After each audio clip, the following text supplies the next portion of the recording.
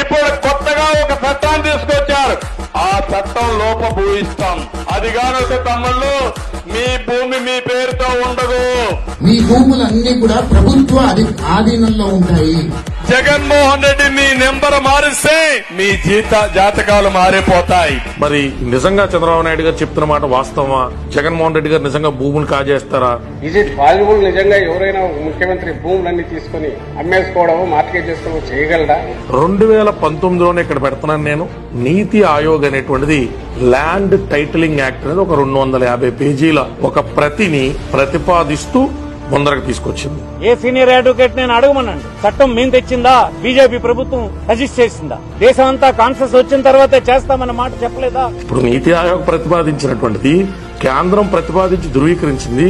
జగన్మోహన్ రెడ్డి గారు రేపు చంద్రబాబు నాయుడు గారు వచ్చినా కూడా దాన్ని అమలు చేయాల్సిందే కదా. బ్రిటిషర్స్ సర్వే చేసినప్పుడు చుక్కల భూములను నిలిచిపెట్టినటువంటి అయోమయంగా ఉన్నటువంటి 3 లక్షల ఎకరాల భూమి చట్టాన్ని సవరణ చేసి డాటెడ్ ల్యాండ్స్ అన్ని ఆ సాగులో ఉన్నటువంటి రైతులకు ఇచ్చేటువంటి చట్టాన్ని తెచ్చి ఇచ్చే కార్యక్రమం ఈ 5 సంవత్సరాల్లో జరిపించినటువంటి జగన్మోహన్ రెడ్డి నీ భూములు తీసుకున్నట్లా కనిపిస్తున్నాడా?